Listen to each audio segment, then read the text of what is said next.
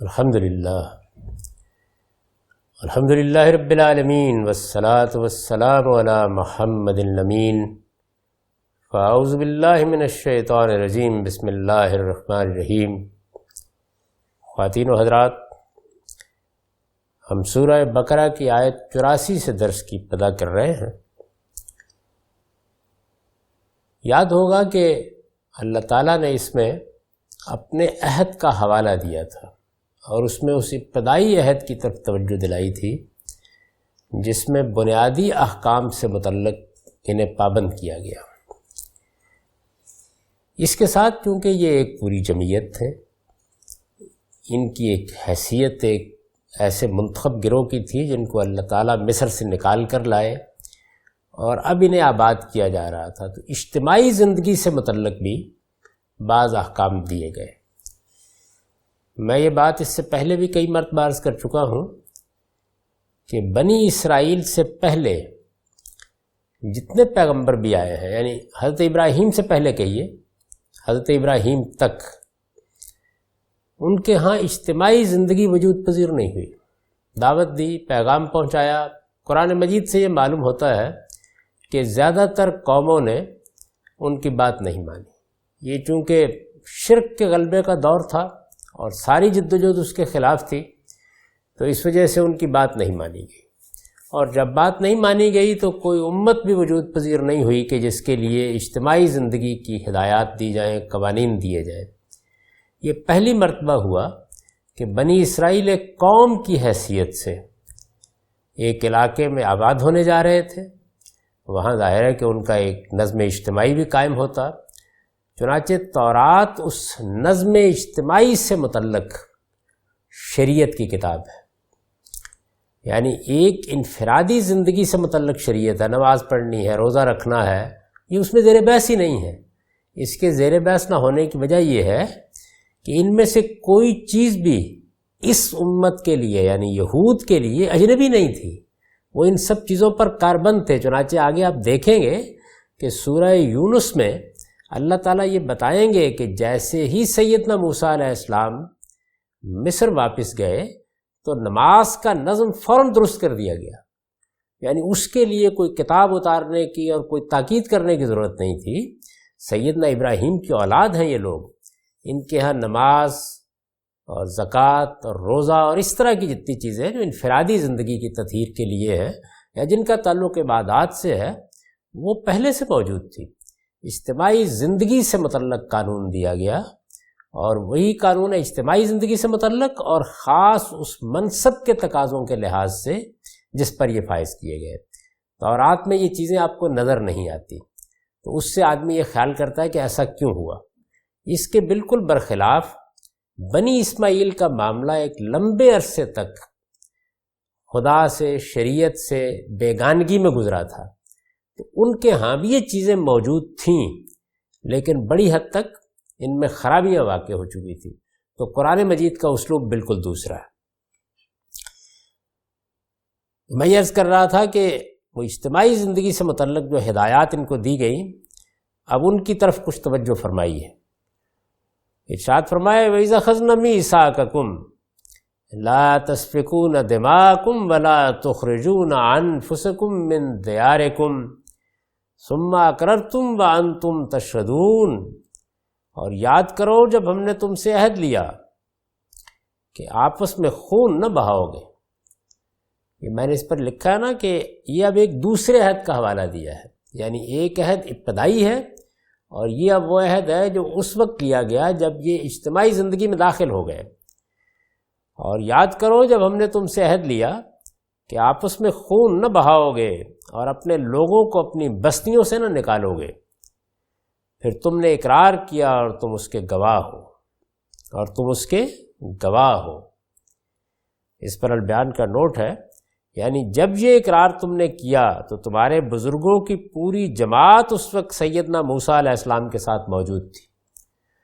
یہ قرآن مجید نے اجمال سے جو بات کہی ہے اس کی تفصیل ہم کو بائبل میں مل جاتی ہے، اس کی روشنی میں یہ لکھا ہے۔ تورات سے معلوم ہوتا ہے کہ موسیٰ علیہ السلام کا طریقہ یہی تھا کہ وہ بنی اسرائیل کو اللہ تعالیٰ کے احکام سے ہمیشہ سب لوگوں کے سامنے آگاہ کرتے اور پھر پوری جماعت سے ان کی پابندی کا عہد لیتے تھے۔ یہی طریقہ اختیار کیا گیا، تو یہ اس کا حوالہ دیا ہے، تم اس کے گواہ ہو۔ ثم انتم ہؤلاء تقتلون انفسکم وتخرجون فریقا منکم من دیارہم، پھر یہ تم ہی ہو کہ اپنوں کو قتل کرتے ہو اور اپنے ہی ایک گروہ کو ان کی بستیوں سے نکالتے ہو۔ یعنی ایک امت بنائی گئی، ایک جمعیت وجود میں آئی، ایک پوری کی پوری قوم جس کو جسد واحد ہو کر رہنا تھا، جو خدا کی منتخب امت تھی، تو اس کو یہ کہا گیا کہ تم آپس میں ایک دوسرے کا خون نہیں بہاؤ گے، تم ان کو بستیوں سے نہیں نکالو گے، بلکہ بھائی بھائی بن کر رہو گے۔ اخوت کا رشتہ ہے جو ایمان کی بنیاد پر قائم ہوتا ہے۔ قومیت کا رشتہ تو ان کے ہاں پہلے ہی موجود تھا، تو یہ اخوت کا رشتہ ہے جس کے تقاضے بتائے گئے اور اس کے متعلق شریعت کی ہدایات بتائی گئیں، اور اس میں یہ عہد لیا گیا کہ تم آپس میں خون نہ بہاؤ گے، اپنے لوگوں کو اپنی بستیوں سے نہ نکالو گے۔ لیکن ہوا کیا؟ پھر یہ تم ہی ہو کہ اپنوں کو قتل کرتے ہو اور اپنے ہی ایک گروہ کو ان کی بستیوں سے نکالتے ہو، اس طرح کہ ظلم اور حق تلفی کے ساتھ۔ ثم انتم ہؤلاء تقتلون انفسکم وتخرجون فریقا منکم من دیارکم تظاہرون علیہم بالاسم والعدوان، اس طرح کے ظلم اور حق تلفی کے ساتھ ان کے خلاف ایک دوسرے کی مدد کرتے ہو۔ ظاہر ہے کہ دو گروہوں کے مابین معاملہ ہے، آپ اس کے ساتھ ہو گئے، اس کے ساتھ ہو گئے، اور پھر اپنے ہی بھائیوں کا خون بہایا۔ یہ چیزیں ہم بھی اپنی امت میں دیکھ رہے ہیں، یعنی خاص طور پر اس قریبی زمانے میں ہم نے ایسی جنگیں دیکھی ہیں کہ جس میں اسی طرح دوسروں کی پشت پناہی میں اپنے ہی بھائیوں کا خون بہایا گیا ہے۔ اس طرح کے ظلم اور حق تلفی کے ساتھ ان کے خلاف ایک دوسرے کی مدد کرتے ہو۔ وَإِن يَأْتُوكُمْ أُسَارَىٰ تُفَادُوهُمْ وَهُوَ مُحَرَّمٌ عَلَيْكُمْ إِخْرَاجُهُمْ، اور اگر وہ تمہارے پاس قیدی ہو کر آئیں تو فدیہ دے کر انہیں چھڑاتے ہو، درا حالے کہ ان کا نکالنا ہی سرے سے تمہارے لیے جائز نہ تھا۔ أَفَتُؤْمِنُونَ بِبَعْضِ الْكِتَابِ وَتَكْفُرُونَ بِبَعْضٍ، پھر کیا تم کتاب الہی کے ایک حصے کو مانتے اور ایک حصے کا انکار کرتے ہو؟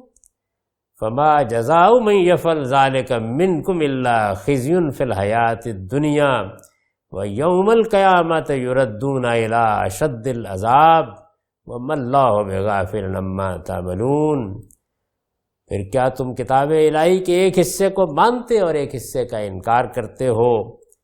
سو تم میں سے جو یہ کرتے ہیں ان کی سزا دنیا کی زندگی میں رسوائی کے سوا کچھ نہیں، اور قیامت کے دن وہ سخت سے سخت عذاب میں پہنچا دیے جائیں گے۔ تم یہی کرتے ہو، اتنی بات مقدر ہے، اور جو کچھ تم کرتے ہو اللہ اس سے بے خبر نہیں۔ وَمَا اللَّهُ بِغَافِلٍ عَمَّا تَعْمَلُونَ، یہ جو فرمایا تھا کہ ظلم اور حق تلفی کے ساتھ ان کے خلاف ایک دوسرے کی مدد کرتے ہو اور قیدی ہو کے تمہارے پاس آئیں تو فدیہ دے کر ان کو چھڑاتے ہو، اس پر البیان کا نوٹ ہے۔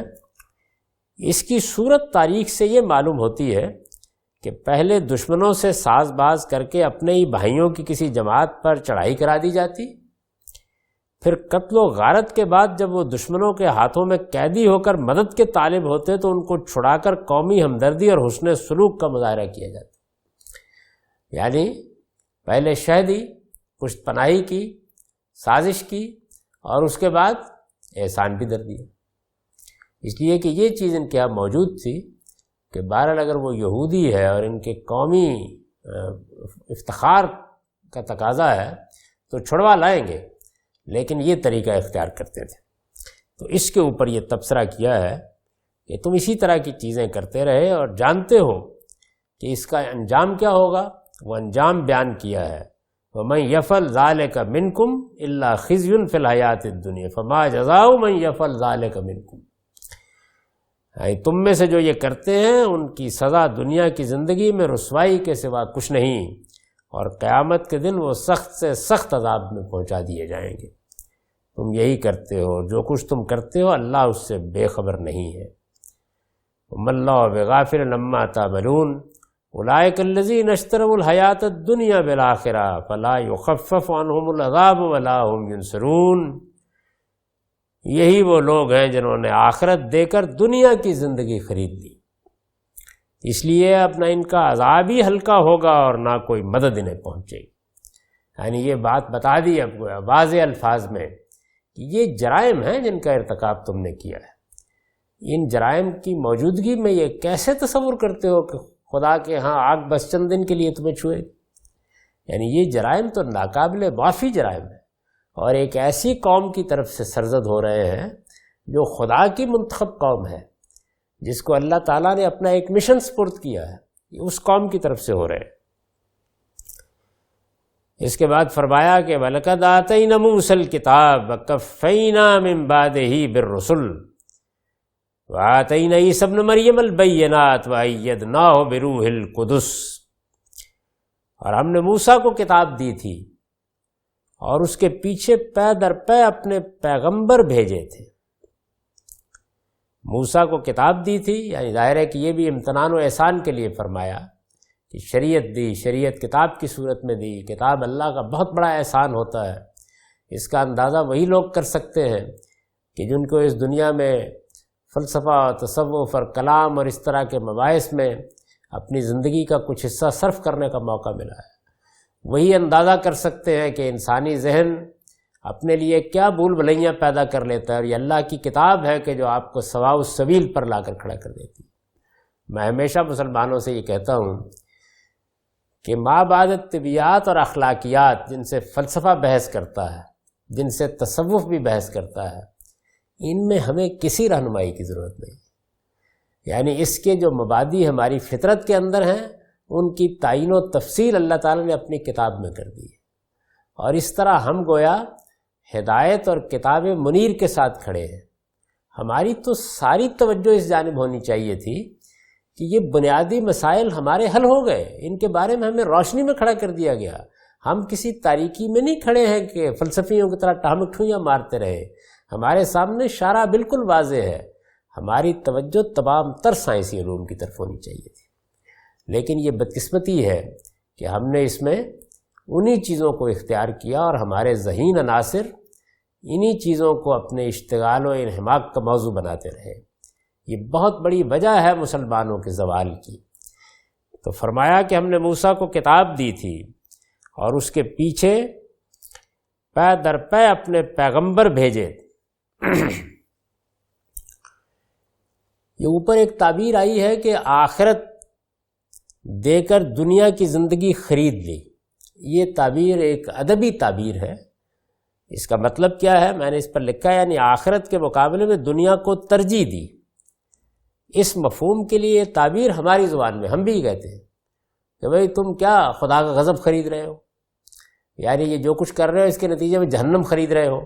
تو یہ خریدنا در حقیقت ترجیح دینا، یا اس چیز کو ایک نتیجے کے طور پر حاصل کرنے کے لیے اپنے آپ کو تیار کر لینا، اس معنی کے لیے بولا جاتا ہے۔ اس کے بعد آیا زیر بحث میں یہ لفظ آیا کفینا من بعدہ بالرسل، یعنی موسیٰ کو کتاب دی اور پھر پے در پے رسول بھیجے۔ یہ بات تاریخی طور پر معلوم ہے، یعنی قرآن مجید ظاہر بات ہے کہ جو پچھلے صحائف ہیں ان کے پس منظر میں بات کر رہا ہوتا ہے، اور ان کے حقائق کی اگر کوئی تردید کرنا چاہتا ہے تو ظاہر ہے کہ پھر اس کو واضح لفظوں میں کر دیتا ہے۔ تو انبیاء بنی اسرائیل کی تاریخ سے ہم واقف ہیں۔ ان کے ہاں رسول تو حضرت موسیٰ علیہ السلام کے بعد پھر حضرت مسیح۔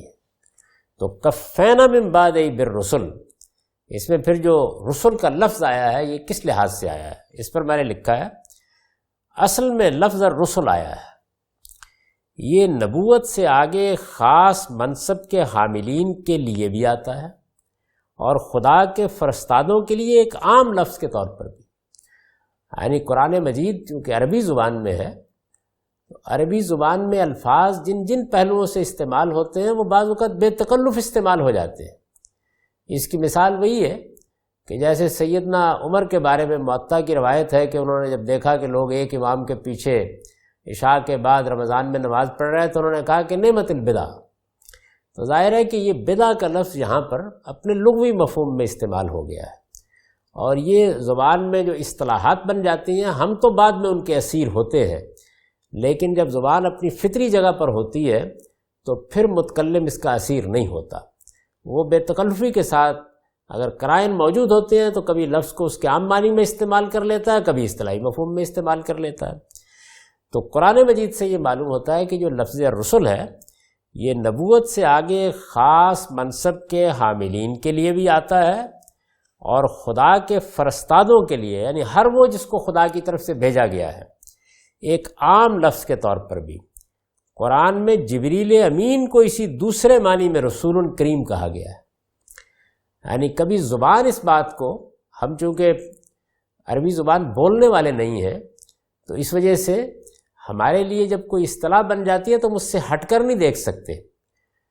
قرآن مجید میں دیکھیے نا کہ نماز کے لیے لفظ صلاۃ آتا ہے، لیکن دعا، رحمت کی آرزو، ان کے لیے صلوات من ربہم ورحمہ، وہی لفظ استعمال ہو جاتا ہے۔ یعنی زبان میں لفظ عام معنی میں بھی استعمال ہو رہا ہے، خاص معنی میں بھی استعمال ہو رہا ہے۔ بدا کی مثال میں نے دی، لفظ صلاۃ کی مثال قرآن میں جگہ جگہ آپ دیکھ لیتے ہیں۔ یصلی علیکم، ظاہر ہے کہ صلی یصلی سے نماز پڑھنا، نماز کا اہتمام کرنا، یہ مدعا بھی ادا کیا جاتا ہے، اور اللہ تعالیٰ کا رحمت کے ساتھ متوجہ ہونا، یعنی وہ اپنے لغوی مفہوم میں بھی اسی طرح مستعمل ہے، تو اس کو قرینہ بتا دیتا ہے۔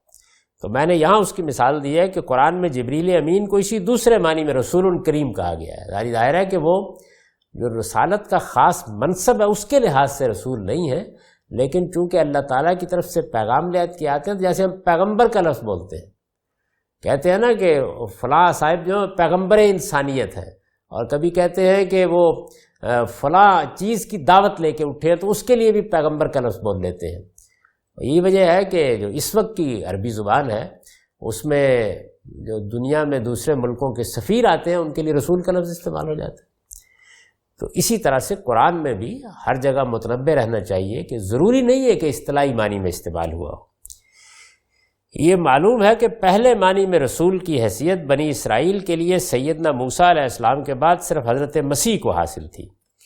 اس وجہ سے یہ بالکل قطعی ہے کہ یہاں یہ لفظ دوسرے معنی میں استعمال ہوا ہے، اور اس سے مراد انبیاء بنی اسرائیل ہے، اور اس کے پیچھے پے در پے اپنے پیغمبر بھیجے۔ یہ جو فرمایا کہ پیغمبر بھیجے، اس پر میں لکھا ہے یعنی اوپر جس عہد کا ذکر ہوا ہے اس کی یاد دہانی کے لیے پھر ہم نے سلسلہ نبوت کو تمہارے اندر بغیر کسی انقطاع کے قائم رکھنے کا یہ اہتمام بھی کیا۔ یہ خاص پہلو ہے۔ بنی اسرائیل کی تاریخ کا مطالعہ کرنے سے یہ جو حقیقت معلوم ہوتی ہے وہ یہ ہے کہ جب اللہ تعالیٰ نے ایک قوم کی حیثیت سے اس پوری قوم کو منتخب کر لیا کہ اب یہ میرے منتخب لوگ ہیں، یعنی اللہ تعالیٰ جس طرح افراد کو پیغمبر کی حیثیت سے منتخب کرتے ہیں، ایک پیغمبری ہے جس کے لیے ان کو بحیثیت قوم منتخب کر لیا، یہ شہادت کے منصب پر فائز کر دیے گئے۔ یہ بھی ایک خصوصی انتخاب ہے۔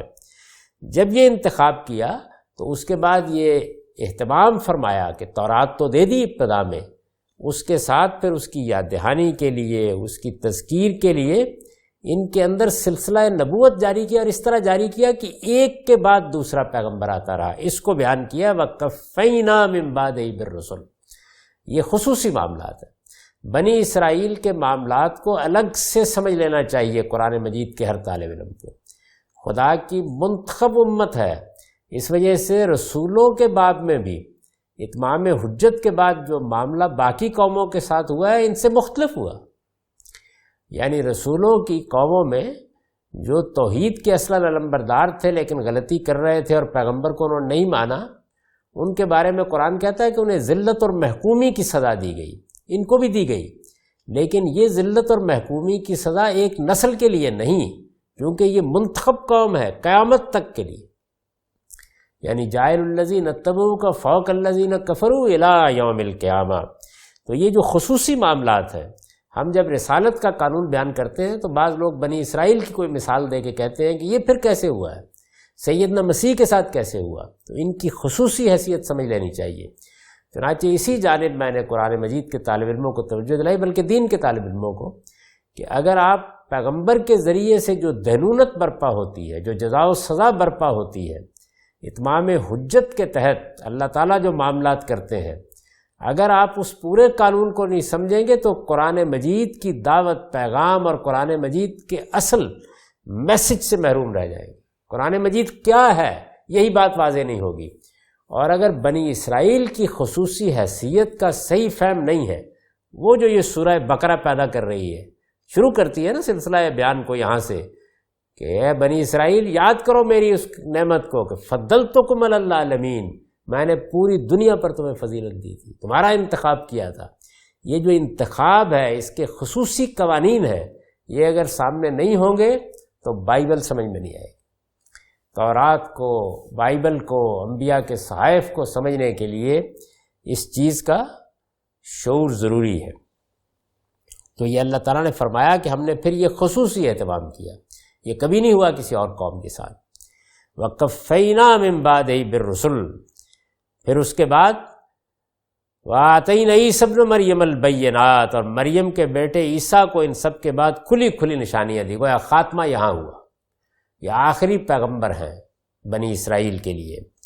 وَأَيَّدْنَاهُ بِرُوحِ الْقُدُسِ، اور روح القدس سے اس کی تائید کی۔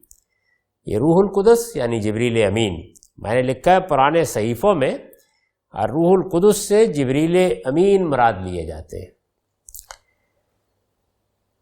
اس کے بعد یہ جو فرمایا کہ روح القدس سے اس کی تائید کی، یعنی خاص طور پر اس بات کا حوالہ دیا، اس پر بیان کا نوٹ ہے سیدنا مسیح علیہ السلام کے لیے روح القدس کی تائید کا یہ ذکر اس لیے کیا جاتا ہے کہ ان سے جو کھلے کھلے معجزے صادر ہوئے، یہود نے اپنی بدبختی کے باعث انہیں بدروحوں کے سردار بالزبول کی تائید کا نتیجہ قرار دیا۔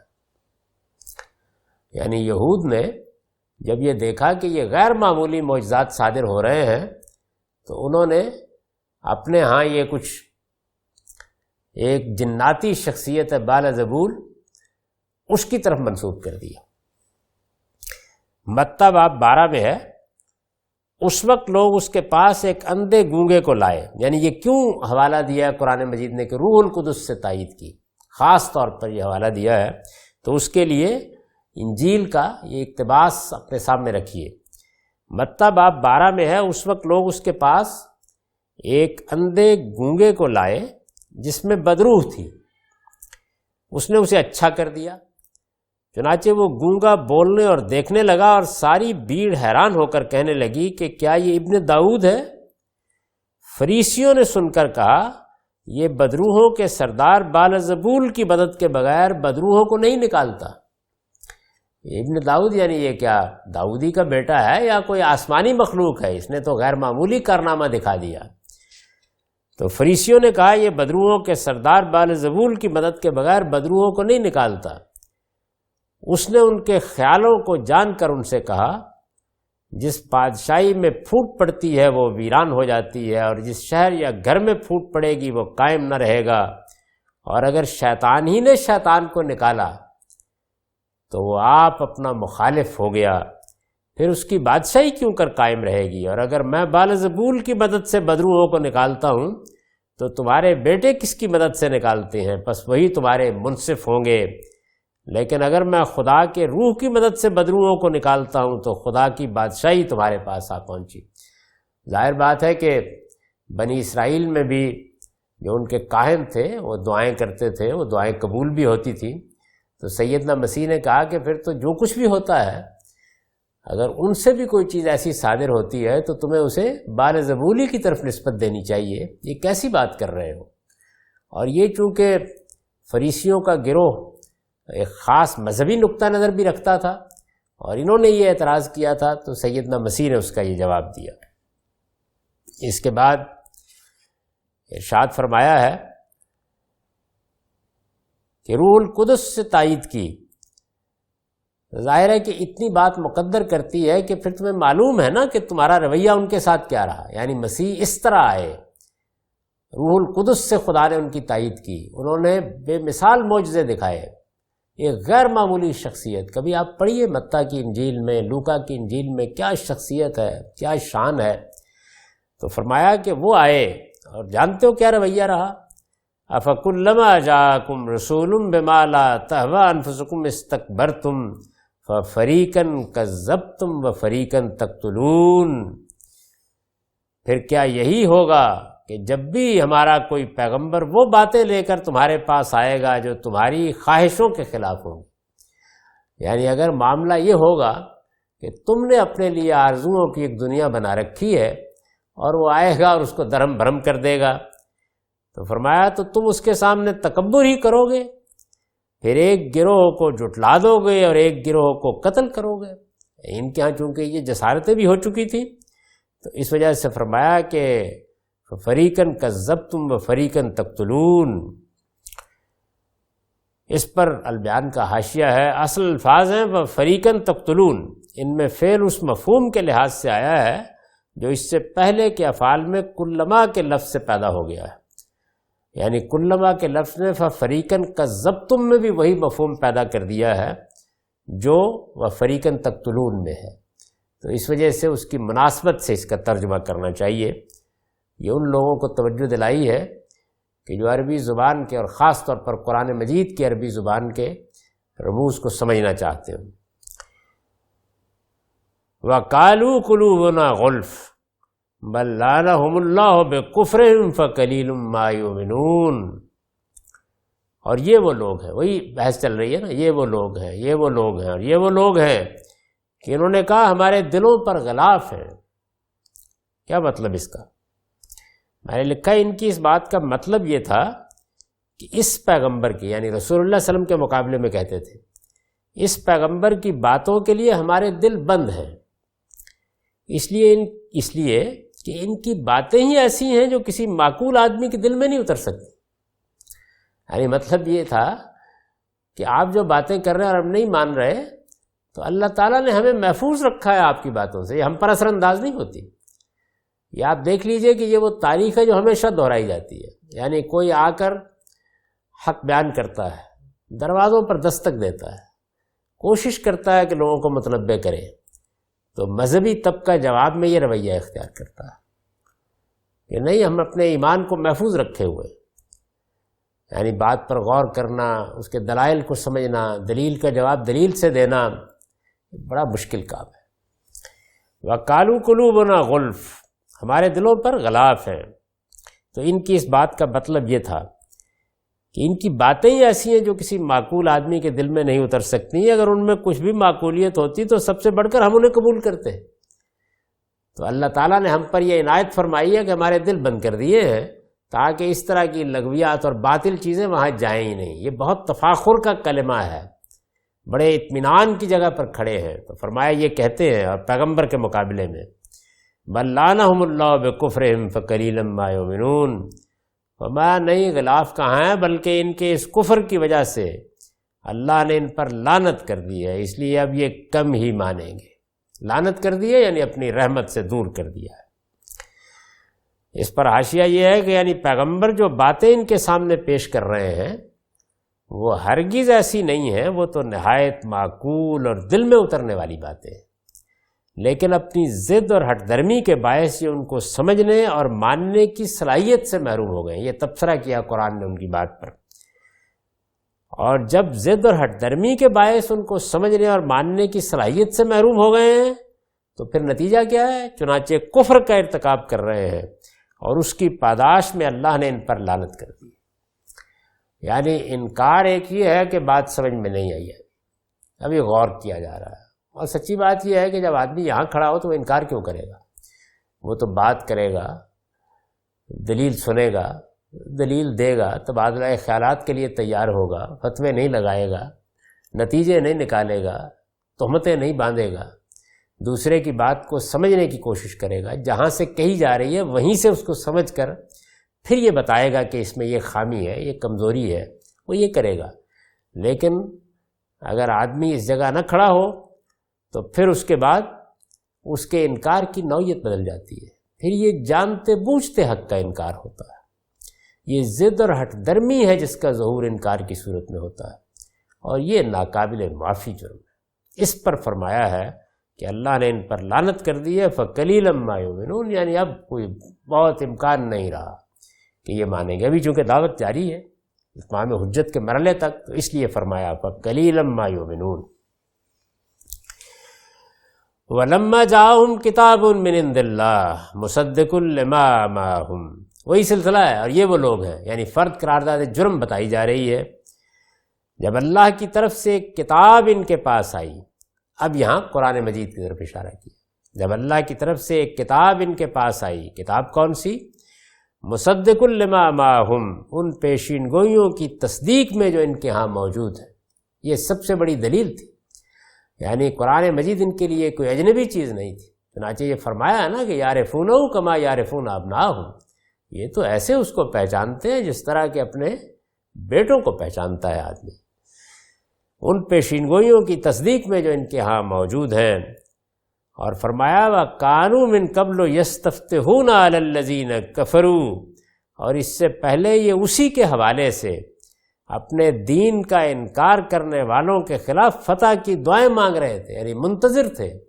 ایسا نہیں ہے کہ ہم تو یہ طے کر کے بیٹھے ہیں قرآن مجید کی بنیاد پر کہ نبوت ختم ہو گئی اور کوئی پیغمبر آ کے دروازے پر دستک دے، نہیں، انتظار میں بیٹھے تھے۔ یہی ہوتا ہے، یہی رہا ہے۔ جب نبوت ختم کی گئی تو پھر اعلان کر دیا گیا کہ پیغمبر خاتم النبیین ہے، اب یہ دروازہ بند ہے، اور پھر کسی آنے والے کے بارے میں کچھ نہیں کہا گیا، ورنہ ہم بھی منتظر ہوتے۔ تو فرمایا کہ اپنے دین کا انکار کرنے والوں کے خلاف فتح کی دعائیں مانگ رہے تھے۔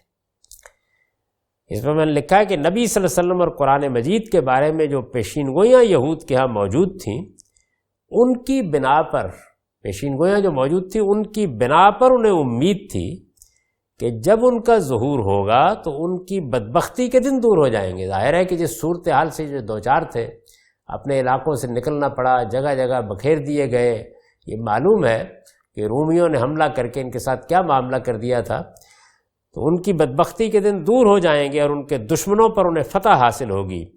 چنانچہ اس حوالے سے وہ فتح کی دعائیں مانگتے تھے، اسی حوالے سے اس طرح انتظار میں بیٹھے ہوئے تھے۔ لیکن ہوا کیا؟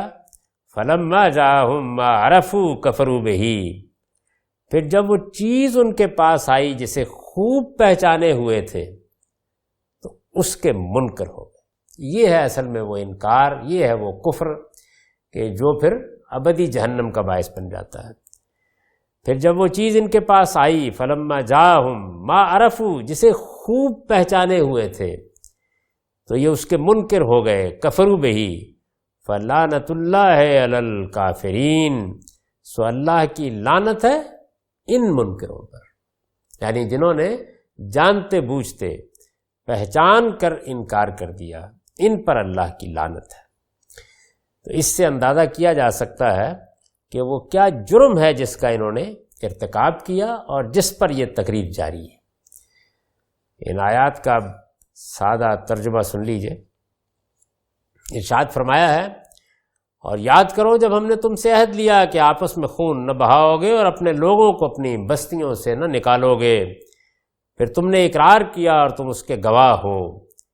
یہ تم ہی ہو کہ اپنوں کو قتل کرتے ہو اور اپنے ہی ایک گروہ کو ان کی بستیوں سے نکالتے ہو۔ اس طرح کے ظلم اور حق تلفی کے ساتھ ان کے خلاف ایک دوسرے کی مدد کرتے ہو، اور اگر وہ تمہارے پاس قیدی ہو کر آئیں تو فدیہ دے کر انہیں چھڑاتے ہو، دنا حال ہے کہ ان کا نکالنا ہی سرے سے تمہارے لیے جائز نہ تھا۔ پھر کیا تم کتاب الہی کے ایک حصے کو مانتے اور ایک حصے کا انکار کرتے ہو؟ سو تم میں سے جو یہ کرتے ہیں ان کی سزا دنیا کی زندگی میں رسوائی کے سوا کچھ نہیں، اور قیامت کے دن وہ سخت سے سخت عذاب میں پہنچا دیے جائیں گے۔ تم یہی کرتے ہو، اور جو کچھ تم کرتے ہو اللہ اس سے بے خبر نہیں ہے۔ یہی وہ لوگ ہیں جنہوں نے آخرت دے کر دنیا کی زندگی خرید لی، اس لیے اب نہ ان کا عذاب ہی ہلکا ہوگا اور نہ کوئی مدد انہیں پہنچے گی۔ اور ہم نے موسیٰ کو کتاب دی تھی اور اس کے پیچھے پے در پے اپنے پیغمبر بھیجے تھے، اور مریم کے بیٹے عیسیٰ کو ان سب کے بعد کھلی کھلی نشانیاں دیں اور روح القدس سے اس کی تاکید کی۔ تو جانتے ہو کہ ان کے ساتھ تمہارا رویہ کیا رہا؟ پھر کیا یہی ہوگا کہ جب بھی ہمارا کوئی پیغمبر وہ باتیں لے کر تمہارے پاس آئے گا جو تمہاری خواہشوں کے خلاف ہوں گی، تو تم اس کے سامنے تکبر ہی کرو گے؟ پھر ایک گروہ کو جھٹلا دو گے اور ایک گروہ کو قتل کرو گے۔ اور یہ وہ لوگ ہیں کہ انہوں نے کہا ہمارے دلوں پر غلاف ہیں، نہیں بلکہ ان کے اس کفر کی وجہ سے اللہ نے ان پر لعنت کر دی ہے، اس لیے اب یہ کم ہی مانیں گے۔ اور یہ وہ لوگ ہیں کہ جب اللہ کی طرف سے ایک کتاب ان کے پاس آئی، ان پیشین گوئیوں کی تصدیق میں جو ان کے ہاں موجود ہیں، اور اس سے پہلے یہ اسی کے حوالے سے اپنے دین کا انکار کرنے والوں کے خلاف فتح کی دعائیں مانگ رہے تھے، پھر جب یہ چیز ان کے پاس آئی جسے خوب پہچانے ہوئے تھے تو یہ اس کے منکر ہو گئے، سو اللہ کی لعنت ہے ان منکروں پر۔ اقول قولی ھذا واستغفر اللہ لی ولکم ولسائر